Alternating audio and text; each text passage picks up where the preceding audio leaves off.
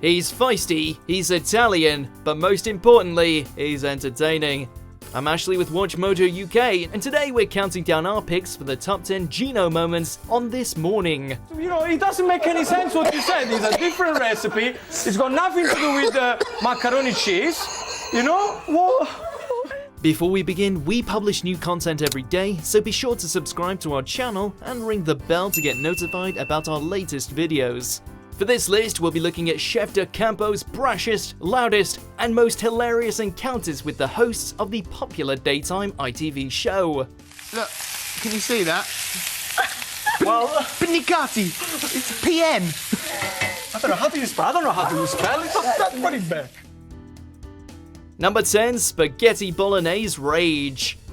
Nothing riles up our man more than the way us Brits butcher all things Italian. First of all, we're going to have to stop it, say spaghetti bolognese. I'm not here to do spaghetti bolognese. You're really quite angry about this, aren't you? Well, it doesn't exist. And he pulls no punches here when it comes to setting the record straight about spag bol. There is no mushrooms, there is no chili, there is no herbs, there is no garlic. Claiming that it's just spaghetti with a meat sauce if served without the proper Italian treatment, he tries to turn the tables by offering to ruin a steak and kidney pie. It's no bolognese. If I come here and do, I don't know, steak and kidney pie, and start to put pancetta and spaghetti in there, I can't call it steak and kidney pie because I'm ruining a national dish. If you put spaghetti into a steak and kidney pie, you're not much of a chef, let me tell you that. It's also the all-round language and pronunciation that really irritates him, so you better be careful if you want to order tagliatelle or bruschetta whenever he's around. You need to put effort. Yeah. I don't go to a restaurant and say, can I have a fish and chips?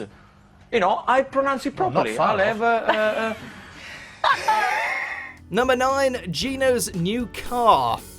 Back in 2017, our favourite foodie randomly showed his daytime telly audience just how showbiz he really is during this bizarre video link. Buongiorno!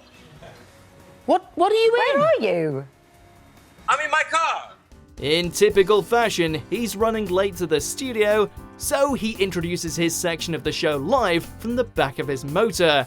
That is the way I come to this morning from now on. The flashy Mr. D'Acampo, however, doesn't do anything by halves, as was made clear when he gave us a glimpse of the back of a luxury limousine. Complete with lights, a TV, and what's most likely champagne, it was much to the amusement of Holly and Phil. When I finish it this morning, I go around selling pizzas. Number 8, taking over the show. We start here with Holly and Phil chatting about a dog in a section completely unrelated to Gino. But the chef soon becomes the center of attention after flying into a characteristic rage about the layout of his kitchen space. Oh my goodness me. One thing that I asked before Christmas, can we please put a coat hanger so when I come here, I can put the coat on, I can get on with the cooking. It's a kitchen, not a wardrobe. Shouting mostly about his desperate need for a coat hanger, he completely changes the subject of the original link, and when the cameras do focus on him, he even starts to introduce his part of the show, a long time before he was supposed to. My pasta is with prawns, chili, garlic, a little bit of spinach. I'm done. Well, that's good. You're done in the wrong spot. The kitchen is clearly his domain, though he and Phil have come to blows on the matter before. This is our kitchen. This is not you our, are a guest in our kitchen. Do I sit on your sofa? Number 7, watering the plants with wine. On This Morning, it's never too early for wine, just maybe not on the plant pots. He's doing a bit of gardening before he does some Have you got cooking. a bottle of drink in your hand? Oh, you're watering. All right. The Mediterranean maverick baffled us all once again with this boozy housekeeping trick. The camera cuts to him in anticipation of a sneak preview of his perfect steak, but instead, he's watering the studio shrubs with white wine, as you do. My grandfather used to say makes the plant very healthy. Not every day, because otherwise he dies, but once a week with a little touch of white wine. It's a tip apparently given to him by his grandfather, although we're still not 100% sure whether or not it actually works, so we'd not recommend trying this at home. Even according to Gino, feeding your plants alcohol is only good in small doses. He's cooking later. I think that would have been his grandmother going, why you got that white wine in your hand? I'm just watering the plants a bit. Yes. It's good for it. And you've now believed it. Number 6, sheet conversation. Using Gino's pronunciation faux pas as a steady source of entertainment is sometimes, perhaps, a little unfair. But the This Morning hosts go ahead and do it anyway. What you do, prepare yourself a tray with a little bit of parchment sheet underneath. And then you start to... Let's not start with this. So... This pre-watershed incident may very well have caused the more conservative viewer to splutter over their mid-morning cups of tea. But fear not, because he's not actually swearing. It's just his way of speaking. What you have to do, you roll out the sheet until... It's not only sheets of baking parchment that have caused us to double take though. It happened again when preparing lasagna, and it just never gets old. Because lasagna is one sheet, all right? Lasagna is 2 sheets. So that is the way to do it. Number 5, Gordon Ramsay's Willy. Next up, way too much information. When given the opportunity to plug his 2018 show, Gino, Gordon, and Fred's Road Trip, Gino goes into quite a lot of detail about the trio's questionable antics. Because he's a big boy, you know, he's in every way, by the way. It's I know, it's fine. According to D'Acampo, Chef Ramsay would wake him up in the morning by tapping a certain part of his anatomy against Gino's foot. Pretty strange wake-up call by all accounts. To wake me up? No, seriously, he used to wake me up, and he actually admitted he used to wake me up, he used to bash his willy on my foot. But the This Morning chef also took the opportunity to describe Gordon's downstairs in rather complimentary terms. What happens in the camper van stays in the camper van, or not. So that we saw each other willy quite a lot. And you're gonna do this again, hopefully? You want to travel? Yes. Number 4, sausage in the hole. After remastering the traditional British tea time staple, Gino also tries to rename it, but whether or not his suggested name is better than the original is clearly up for debate. First of all, I'm not making toad in a hole, this is sausage in a hole. As he gives an Italian twist to Yorkshire pudding and sausages, mostly by adding fennel, Holly and Phil try and fail to keep it together. Toad in the hole. Sausage in the hole. Does Toad offend you? No, but sausage in the hole sounds fantastic. Cue another Gino-induced laughing fit amid plenty of subtle innuendo. This was actually the second time that his sausage in the hole made an appearance, and the first one was just as cringy.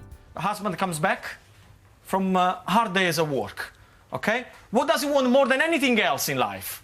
A sausage in the hole. And that's what you're gonna make it. Number 3, Gino calls in sick. Let's rewind to when the This Morning kitchen suddenly seemed a much quieter place, because Gino pulled a sickie. He's not here, so we're going to do this for ourselves. First time ever, Holly and I are cooking on the air by ourselves. Holly and Phil had to valiantly step in to do the chef's cooking section, with a medic on standby just in case something went horribly wrong. Yeah, there's Rhonda, who's actually there in case we burn ourselves. Rhonda, let's hope we don't need to use you. You sit tight. But just when the pair thought that they were on top of things, an angry Gino calls in to shout at them over the phone, despite his illness.